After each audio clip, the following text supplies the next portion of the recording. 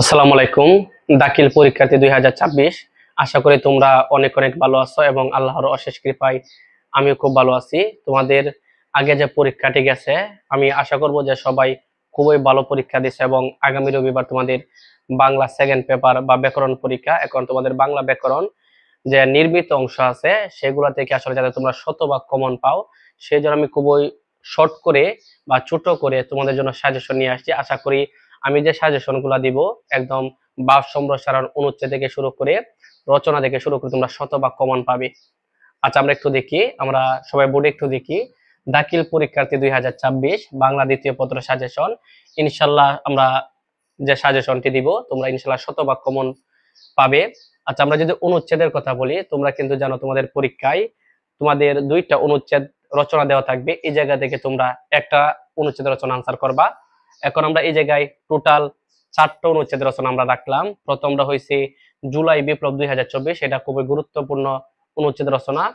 এবং 2 নাম্বার হয়েছে বইমেলা, 3 নম্বরে আন্তর্জাতিক মাতৃভাষা দিবস, 4 নম্বরে আমাদের জাতীয় পতাকা।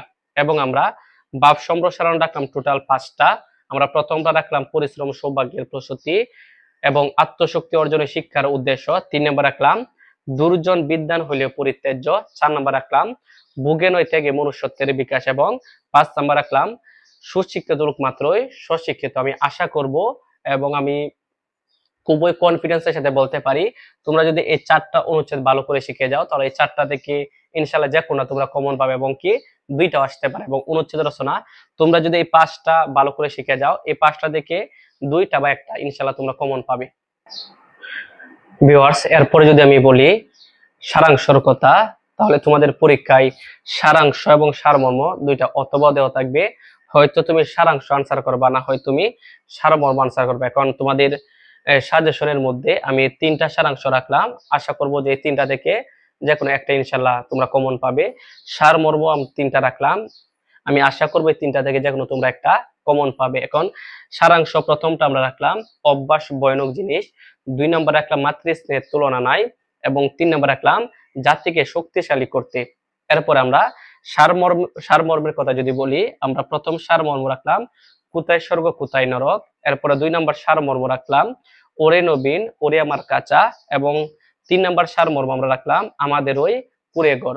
তাহলে যদি এই 6টা তোমরা ভালো করে পড়ে যাও, আমি আশা করবো এই 6টা থেকে তোমরা সারাংশ একটা কমন পাবে এবং সারমর্ম 100% একটা কমন পাবে।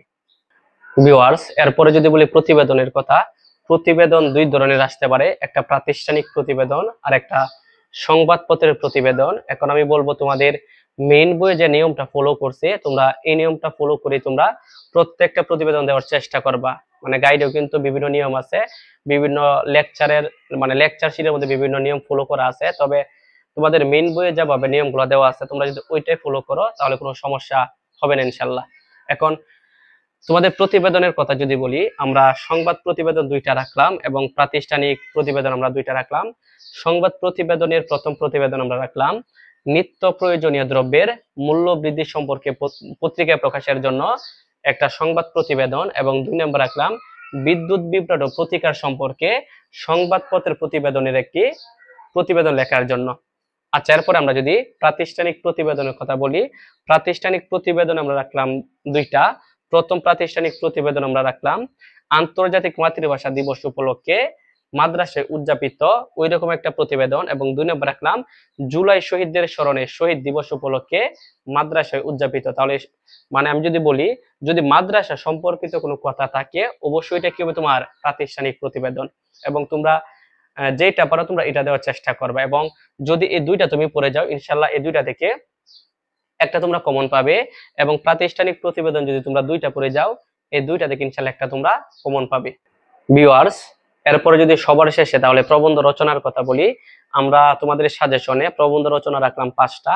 এই জায়গা থেকে তোমরা যদি 5টা ভালো করে পড়ে যাও এই জায়গা থেকে কয়েকটা হয়তো তোমরা কমন পাবে ইনশাল্লাহ। আচ্ছা, যদি আমরা বলি প্রবন্ধ রচনায় আমরা প্রথমটা রাখলাম মাদ্রাসা শিক্ষা, এরপরে 2 নম্বর রাখলাম ইসলামী নারীর মর্যাদা, 3 নম্বরে রাখলাম সময়ানুবর্তিতা, 4 নম্বরে ভাষা আন্দোলন এবং 5 নম্বরে আমরা রাখলাম বৈষম্য বিরোধী ছাত্র আন্দোলন। যদি এই 5টাতে তোমরা ভালো করে পড়ে যাও এই 5টা থেকে ইনশাল্লাহ তোমরা কয়েকটা কমন পাবে। আমি যদি তোমাদের বাংলা ব্যাকরণের এমসিকিউ এর কথা বলি, তাহলে নির্মিত অংশ থেকে কিন্তু এমসিকিউ অংশটা অনেক বেশি কঠিন করে। এখন এগুলো তোমরা ভালোভাবে পারার জন্য যে তোমাদের যে কয়টা পরিচ্ছেদ ধরছে সবগুলো পরিচ্ছেদ আসলে ভালো করে পড়ে যেতে হবে এবং প্রত্যেকটা বেসিক থেকে অ্যাডভান্স লেভেলে ভালো করে পড়তে হবে এবং গাইডের যত এমসিকিউ আছে মেইন বই যা আছে ওইগুলো একটু ভালো করে পড়ে যাইবা ইনশাআল্লাহ, তাহলে তোমরা খুবই ভালোভাবে এমসিকিউ সলভ করতে পারবা। এবং তোমাদের সবার প্রতি অনেক অনেক শুভকামনা এবং তোমরা আশা করবো যে খুবই ভালোভাবে পরীক্ষা দিবে। এবং যদি এরকম তোমরা আরো সাজেশন পেতে চাও তাহলে আমার ইউটিউব চ্যানেলটি সাবস্ক্রাইব করে রাখো। ইনশাআল্লাহ পরবর্তী কোনো ক্লাসে হয়তো আবার দেখা হবে, না হয় তোমাদের অন্য বিষয় হয়তো সাজেশন নিয়ে দেখা হবে। সবাই ভালো থেকো, সবাই সুস্থ থেকো এবং সবার প্রতি অনেক অনেক শুভকামনা জানিয়ে আমি আজকের ক্লাসটি এই জায়গায় শেষ করছি। সবাই ভালো থেকো, সুস্থ থাকো। আসসালামু আলাইকুম।